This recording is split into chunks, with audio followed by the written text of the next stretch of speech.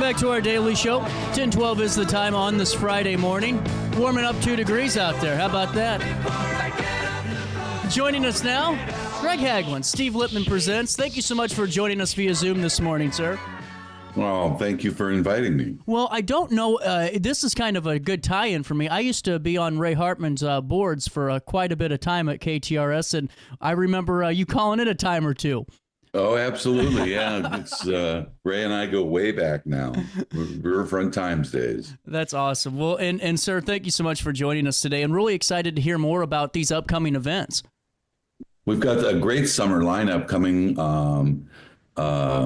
kicking off on June 12th. We've got the Rush Tribute Project, which is a great tribute band for Rush. Mm-hmm. They're phenomenal. This is about the third time we've brought them back to St. Louis.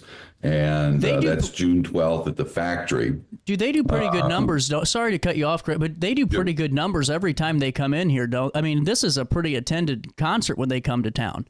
Yes, it is. Yes, it is. And it's growing each time they come into town. They just get more fans. And especially since Rush isn't touring anymore right now, it gives everybody an opportunity to experience some of those great Rush songs. Man, that's great. And that's going to be at the Factory? It'll be at the Factory on June 12th. And tickets for all the Factory shows are available through Ticketmaster.com or thefactorystl.com. Wonderful. And you know, honestly, I'm thinking I might get tickets myself to that. A little Tom Sawyer never hurt nobody, Greg, you know? No, absolutely not. A little 2112. That's right. Well, and, you know, going for, just so we can get it clear, so it's Ticketmaster and for the Factory STL's website, correct? Correct. Awesome. And then going forward, what else is coming down the pipeline? Well, we've got, if you're into a little country, we've got Travis Tritt on Friday, June 20th at the Factory.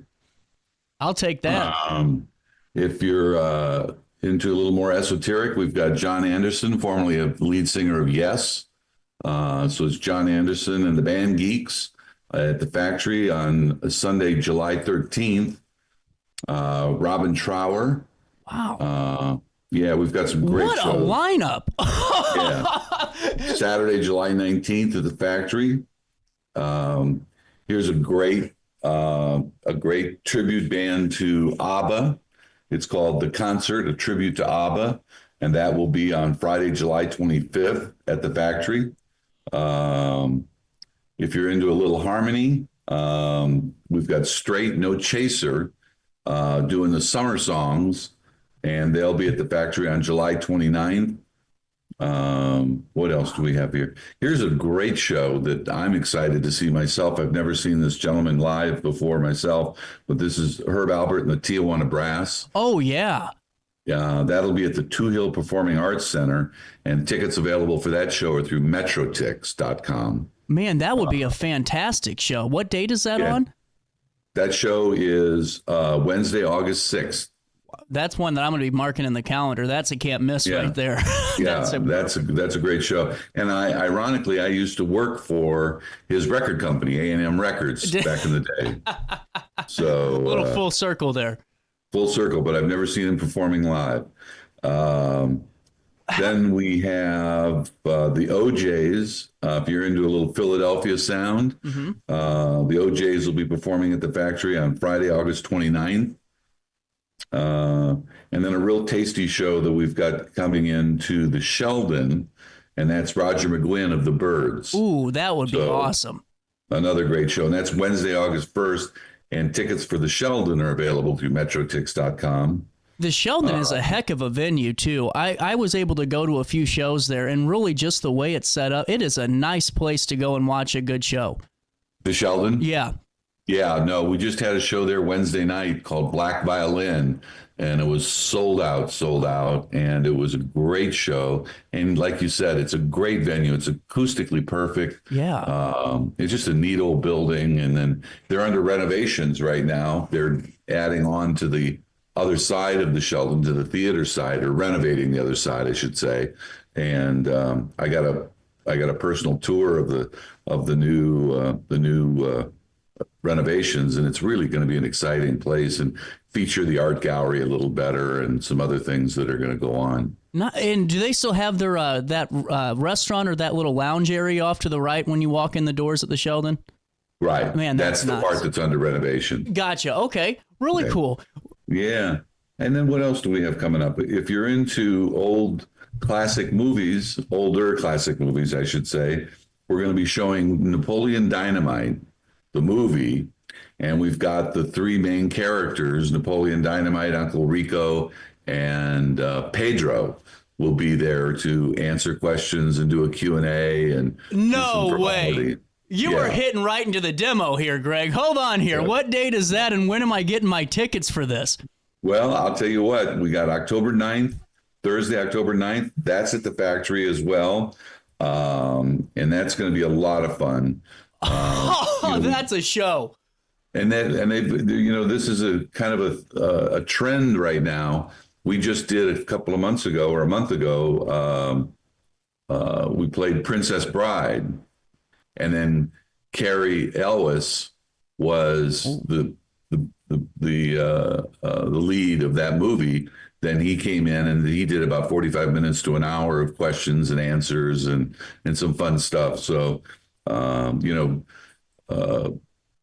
Chevy Chase has gone out and done it with Vacation. So it's kind of a trend that's happening right now. And we're fortunate enough to have the Napoleon Dynamite live on October 9th at the factory. And wow. What else? Got a couple of favorites coming back. Little River Band will be back on October 25th. That show's selling out really well. And we just had the other night Who's Live Anyway, which is a live version of Whose Line Is It? And that is going to be on October 30th. We're bringing them back. And since it's all improv, it's a completely different show each time. So we'll be bringing them back on Thursday, October 30th. Who's Live Anyway? And that's at the factory as well. Man, these are you just hit us with about every show that you could want to go see this summer and get into the fall. It's going to be a great summer and great fall. And we're not done yet. We've got some other shows that we're still adding, and we'll have updates on those as well. Well, and Greg, I just knowing a little bit about you, just from hearing you and Ray talk a couple of times and just reading a little bit of you, you've had an opportunity to really get your hands on some things when it comes to event promotion and this type of work. And what makes the St. Louis region and just some of the venues that are around here beneficial for what you're trying to accomplish? Because it seems like these are all fitting, really hand in hand with the select artists, their demo, and really just what the region needs at that time. Right. Well, St. Louis, has, because of the radio base here back in the 70s and 80s, was very important to being able to bring bands to St. Louis. Back in those days, though, we were venue poor. We had the old Checker Dome and the old Kiel Auditorium. So we were venue poor. Now we're venue rich. I mean, we've got 3 beautiful arenas with the Family Arena, the Chaffetz Arena, and of course the Enterprise Center. Mm-hmm. You've got the Fox Theater, you've got the revamped Stiefel Opera House, you've got Riverport Amphitheater or Hollywood Casino Amphitheater. So, and the factory, a multi-million-dollar state-of-the-art club, the pageant, Delmar Hall. So you've got a lot of places to bring a lot of bands and a lot of attractions in, and it makes St. Louis all that more important on the concert maps. Well, it really does. I mean, when you you lined off with just some of the names you were going with Travis Tritt and then the front man from Yes. I mean, those two are just like right away. I'm like, I'm getting tickets to that too. And right. What I think so unique is bringing in the other aspects, like the Napoleon Dynamite move. I would have never even thought about that, but that's going to be a sellout. Yeah, no, it's doing very well, and everybody will have to wonder if we're going to have llamas and tater tots there that night. Tina's got to make an appearance, I think, the llama. Right. And with how long you've been able to do this and just some of the work you've done, how has technology changed some of this? That's what I'm kind of curious about, because it seems like you've really been able to ride the wave of how to communicate and how to get the word out, too.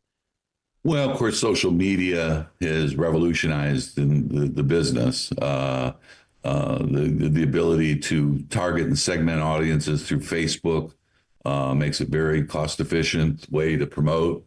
And radio continues to develop in terms of podcasting. This the same thing that you have for RiverBender.com. I mean, the fact that we're able to do this visually and talk about shows.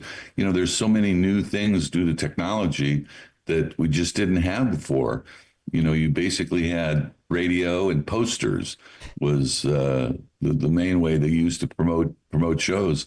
And then if you got really imaginative, you put little flyers on their windshield wipers. That was the pièce de résistance in terms of concert promotion. I did pro wrestling for a long time, and that's still the way that they get it done. They'll find those cutouts, and we'll find some cars. Yep, exactly. Bring the message to the people. That's right. And going forward, is there any deals or anything like that through the factory that you know of, or like if you buy 2 shows or 3, you get? No, okay. Unfortunately, it's difficult for them to do that because different promoters Gotcha. are booking shows there, and they don't have a common interest in terms of that. But no, there's nothing. There's certainly nothing right now. That's for sure.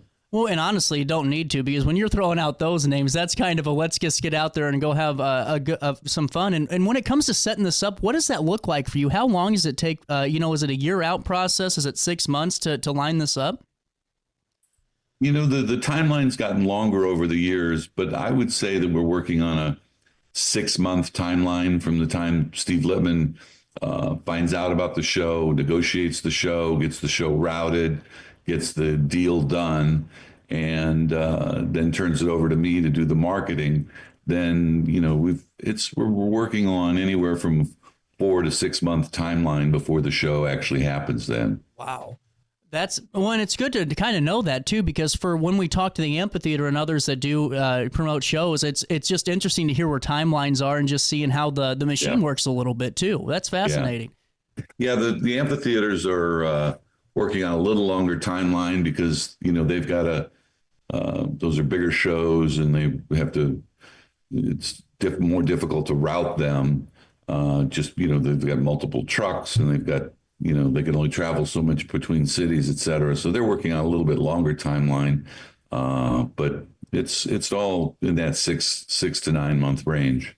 Well, it's just really fascinating more than anything for me. Sorry, that was a CJ question, but my mind just wanders, Greg, Back into to these shows, though, what are you looking for? I mean, it's like picking a child, but if you could pick one, I know you mentioned that there was one that you haven't seen yet in person, but if you could pick a couple, which one would it be? Well, the Herb Alpert show, for sure, I'll definitely would be excited about, and probably make sure I have my own ticket and can sit down and enjoy the show instead of walking around all night. The OJs, I certainly I would be excited to see the OJs. The Robin Trower is always a treat. He's and such a nice guy too. So we're looking forward to seeing Robin. Back in the record industry, when I worked in the record business, Chrysalis Records was one of the labels I represented. And Robin Trower, of course, Bridge of Sighs came out just as I was in the record business. And I remember I did a in-store at the old Music Land at Northwest Plaza. And we literally filled the mall with people for an in-store where he did autographs, and we gave away a guitar, and it was a big day, and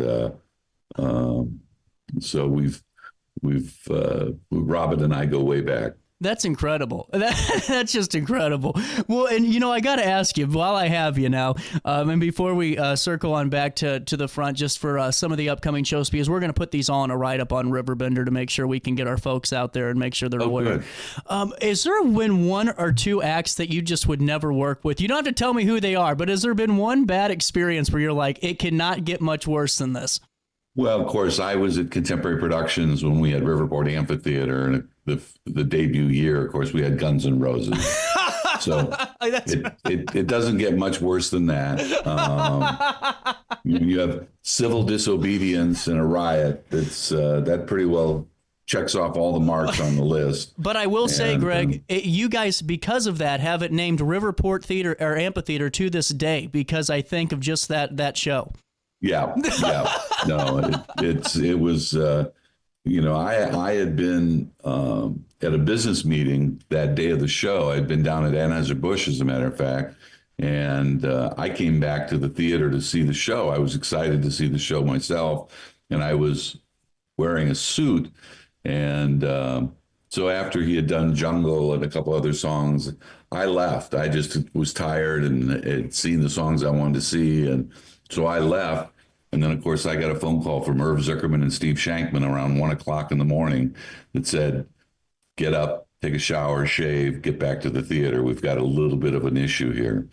So, oh man, I was back. Wow. Organizing a press conference to put our position out there right away. That is so fascinating. Just a little bit of some Riverport history for some folks today too. I appreciate that, Greg. Sure. Well, sure. And before I let you go, I want to just get back to a couple of the shows that are coming up and really make sure we hit our audience on those today, because we had a few people that when you said Travis Tritt, he performed at Alton time a couple of years ago, and he was just great. And I know that you hit a couple of boxes with some of their interests already.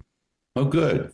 Good. Yeah, no, Travis Tritt is going to be a great show. That's June 20th at the factory. So he'll bring a great show to St. Louis. Really cool. And so real quick, just while we have you, if we could go through a couple of the next this summer shows, and then we can link that back into our article, and we can keep moving forward here, Greg, if that's okay. Sure. Let's see, where did we leave off? Rush Tribute Project, June 12th. That's right. Travis Tritt, June 20th. John Anderson is July 13th. Robin Trower is July 19th, all at the factory. The concert, a tribute to ABBA, is July 25th. Straight No Chaser, July 29th. That'll be a big one. There's a lot of people that follow them. We did it last year, and it did very well, and I think it will continue to grow. Of course, where they clean up is doing their Christmas show. Yeah, that's really where they clean up. But this is a new thing for them, and it's a cute show. They do, they did theme songs from shows in the 80s and 90s and a few other things. That's cool. Herb Albert at the Two Hill Performing Arts Center is August 6th. OJ is August 29th at the factory. Roger McGuinn at the Sheldon on October 1st. Napoleon Dynamite Live, October 9th at the factory. And then I think we ended it up with Little River Band on October 25th and Who's Live Anyway on Thursday, October 30th at the factory. Well, and thank you, Greg, because we are going to link all of those. And there's a couple of shows that I'm already going to get tickets for now, because that just sounds like a really great lineup. And thank you so much for joining us and filling us in a little bit more on Riverport too today. My pleasure. My pleasure. Anytime. And we look forward to talking to your audience again in the near future. Oh, please do so. And we'll link everything again, folks, on an article on RiverBender.com in case you're just tuning in and missed part of it. We'll take a quick break. Greg, again, thank you so much for your time, and we'll talk again soon. Great. Thank you very much, CJ. No problem. More Daily Show on this Friday morning next.